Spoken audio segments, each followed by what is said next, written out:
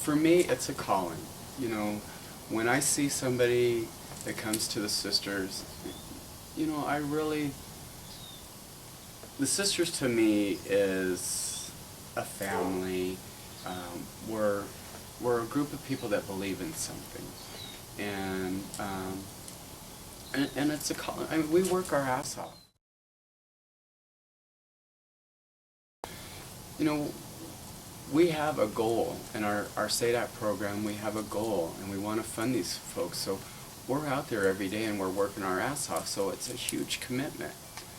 And with the commitment, you have to have that calling. You have to have a calling to be committed to an organization such as us here in Las Vegas, because we ask a lot out of individuals.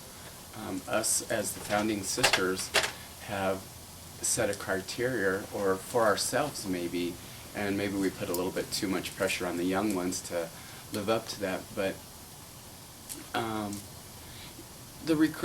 it's just a calling for me, and if you have the calling, you'll be a good sister, and if you don't have the calling, you know, you experience it. You see, maybe this is a life-changing experience for you. You know, maybe you've hit rock bottom and you have nowhere else to turn, and you don't know what to do, and you find the sisters and you believe in what they do, and it picks you up and it enlightens you. So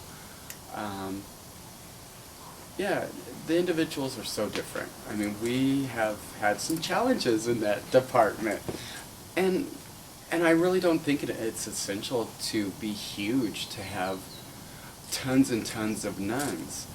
What I think is important is if you have a core group of people that work their butts off and believe in the organization and believe in what you're doing, you'll get more done with less than you do with more. Well, what's been difficult for me is finding different traits about yourself, I guess, that people point out to you, like being controlling.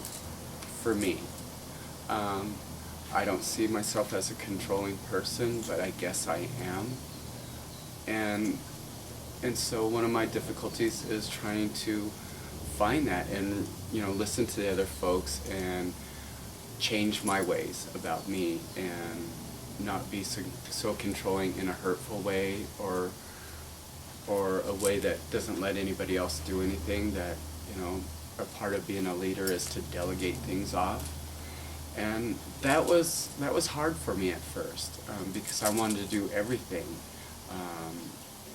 but I've learned that, you know, you need a whole tribe of Indians to do what you do.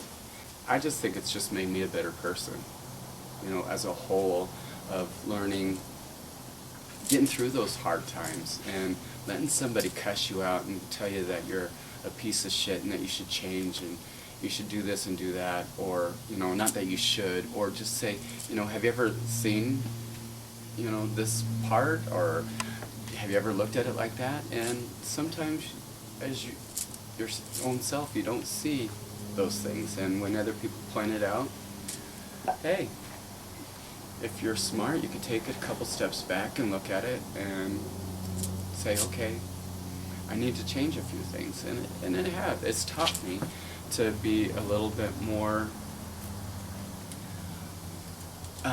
wait before I talk, you know, to think a little bit more, because, you know, I'm very emotional. I wear my heart on my sleeve, and sometimes I speak without thinking.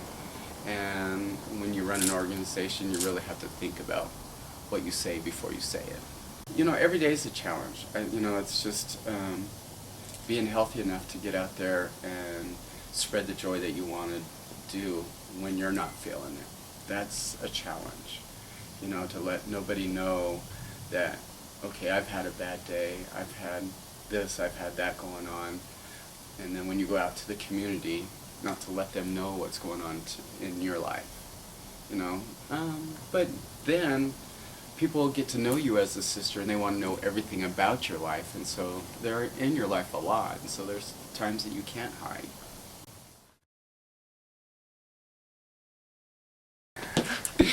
Orange marmalade! I love my orange marmalade. You know, I'm an instigator. You know, I'm Sister Loosy, lesbian lady, sister of sexual cravings, so it's all about sex with me. And I get my sisters in trouble. Sister Gloria Areola. Let me tell you what I do to her. She's single, and I always try to get her laid, all the time. And there was this one guy that was just all on Sister Glo, all on him. I mean, up in him, everywhere. And so I, you know, me being the matchmaker that I am, matchmaker, make me love that. You know, Glo wasn't driving the first 3 years, you know, and so pretty much I would pick him up, or, you know, when we got to an event, he would come home with me, stay at my house, or I'd take him home and all that kind of stuff. Well, this boy wanted to come home with him, and I said, yeah, come on, girl, just stay at my house, you know, so he got in the car with us, and then he was just all over her, all the time, and so that whole process of that was kind of embarrassing, because we were driving along, and the windows were down, and they were doing things that they shouldn't have been doing in a car. I should have waited till I got home. And then, what do I have? Oh, Regina. I've got Regina on a toilet. Got a picture of her on the toilet. That was at the honorarium. She was getting honored, and as his secular self, and then afterwards he came up to put on a quick face, and so he was putting on his face, and he had to go to the bathroom, and so I pushed open the door and clicked a quick little picture, and so we've got Sister Regina on the toilet.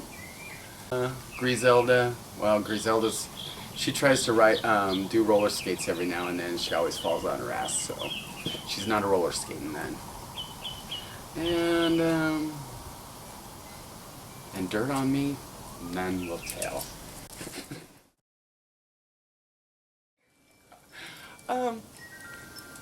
You know, about the sisters, I'm just tickled to death that I have such a great group of sisters that have the same feeling and the same drive that I do about the sisters here in Las Vegas. And because if they didn't, we wouldn't be as successful as we are now.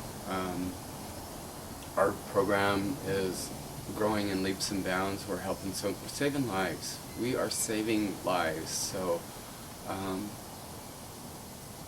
no, all I could do is grow more and more as a sister, and hopefully our house will grow in a positive way, and hopefully we could start other programs and be as successful in them as we are in our SADAC program.